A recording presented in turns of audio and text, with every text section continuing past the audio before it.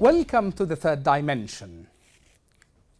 On his first foreign policy address, America's place in the world, President Biden promised to end the war in Yemen and make sure America does not check its values at the door to sell arms or buy oil. Biden's decision to prioritize Yemen by appointing a special envoy, Tim Lindnerking, raised hopes that a greater emphasis on diplomacy from the United States might finally move the devastating war in Yemen towards a resolution. Yet, almost 3 years later, fulfilling this promise has proven to be uneasy. To discuss the Biden's administration role in ending Yemen's conflict, join me to talk about it, Tim Lindnerking, the U.S. Special Envoy to Yemen. Welcome to the third dimension, Mr. Lindnerking. With you. Thank you very much. Okay. If I may start by this now, 3 years have passed since President Biden made pronouncements regarding Yemen, yet Yemenis nationwide continue to bear the brunt of the war. The question is, how has United States diplomacy contributed to end Yemeni suffering? I think it's a great question. And in fact, it's less than 2.5 years since that pronouncement. And I think the progress that we in the international community, and indeed, I have to say the conflict parties have made, is quite significant. When President Biden came into office just over 2 years ago, the war was raging in Yemen. There were cross-border attacks taking place at the pace in 2021 of more than 400 attacks from Yemen. There were airstrikes from the Saudi-led coalition into Yemen. There was very high loss of life, destruction of infrastructure. A lot of that has stopped. And I think that is a huge development.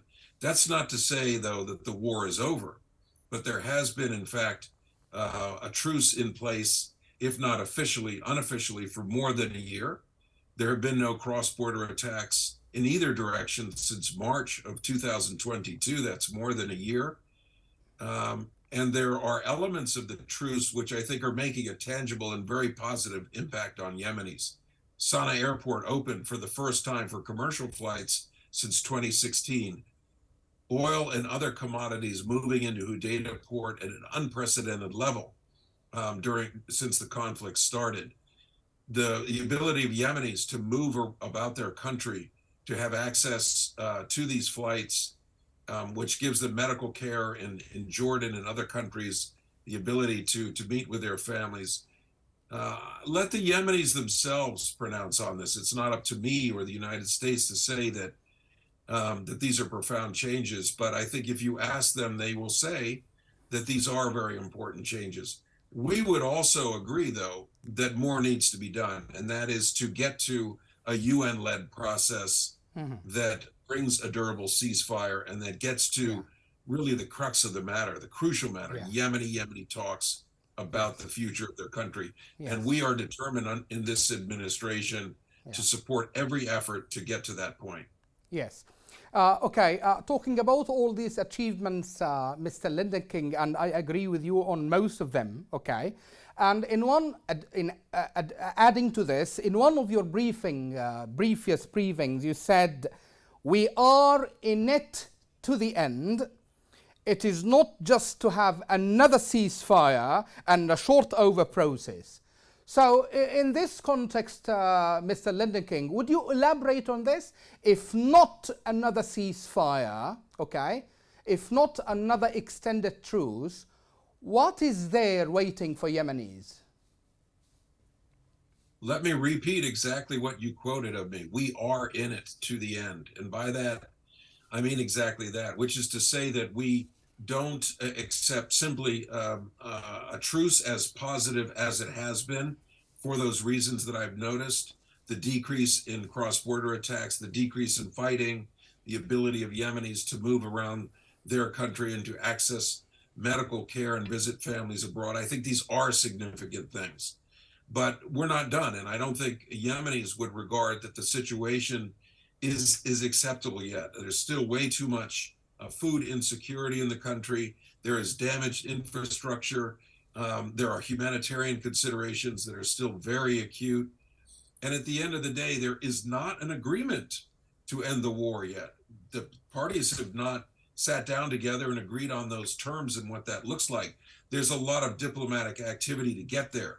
There is on our part, there is between the Saudis and the Houthis and their meetings in Sana'a. But essential challenges have not yet been met.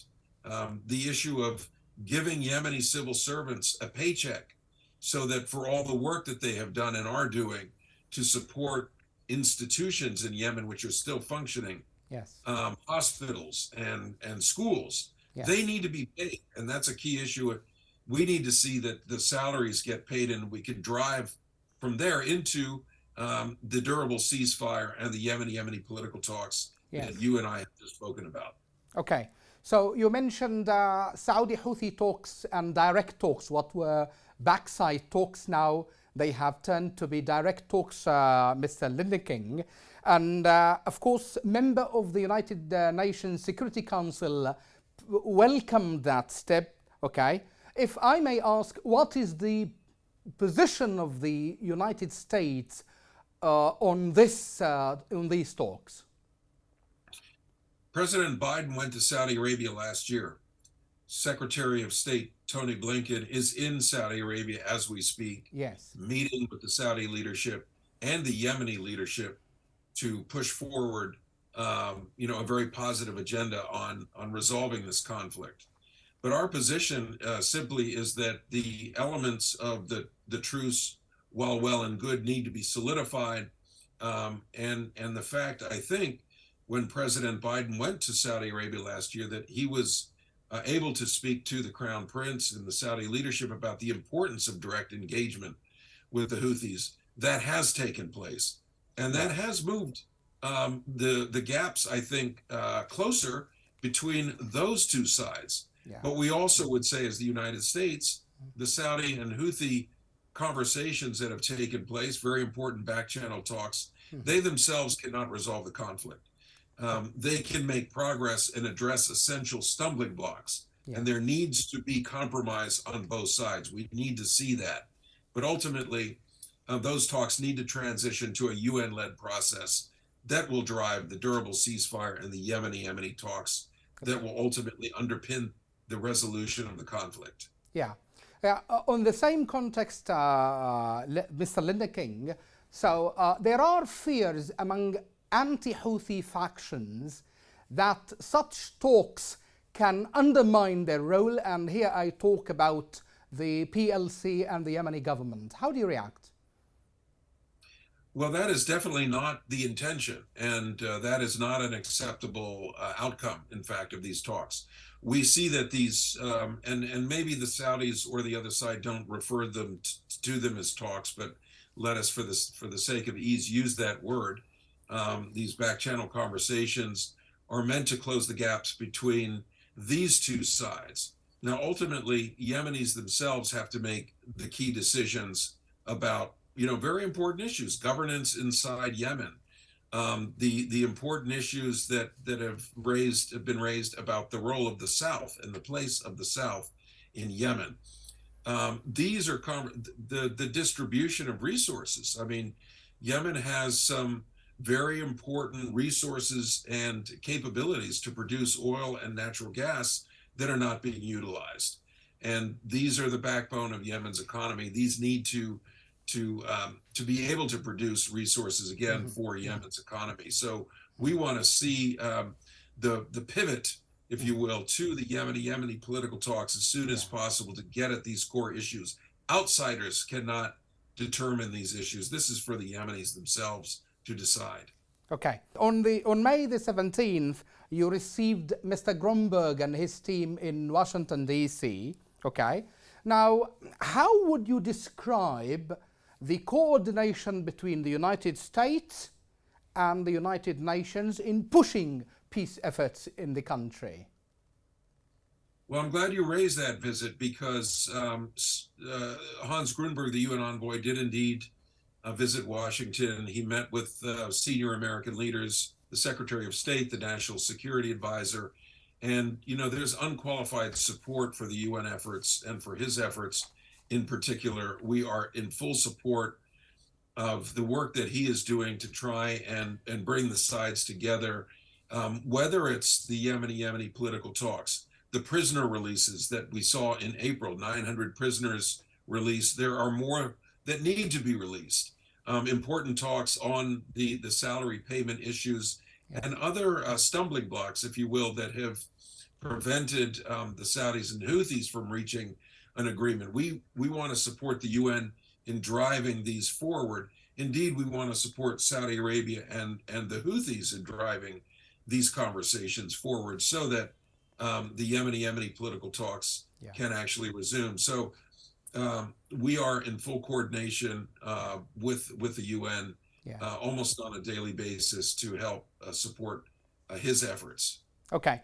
Now, if we move to Iran, and on your last digital briefing on the 11th of the last month, okay, you said Saudi Arabia and Iran rapprochement hasn't stopped Tehran from sending weapons to the Houthis.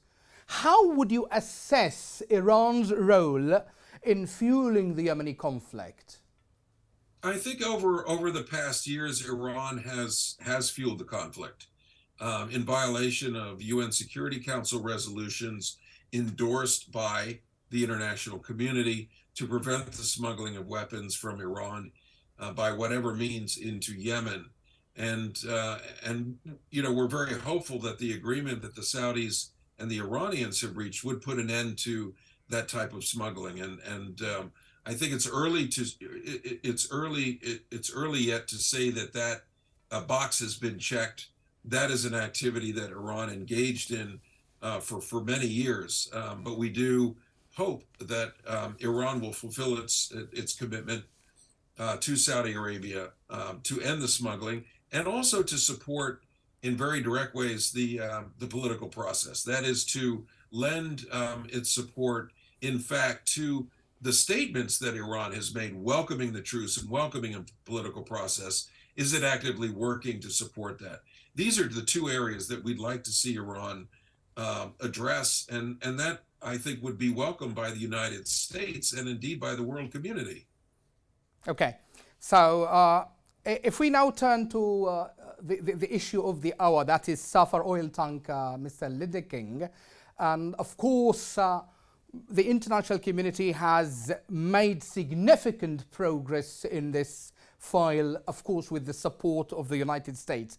If I may ask you, Mr. Lindrking, okay, have you thought of reaching what we call local teams, maintenance local teams, or civil society, including civil society supervisors, to be included in this salvation process, or it is just up to the warring parties?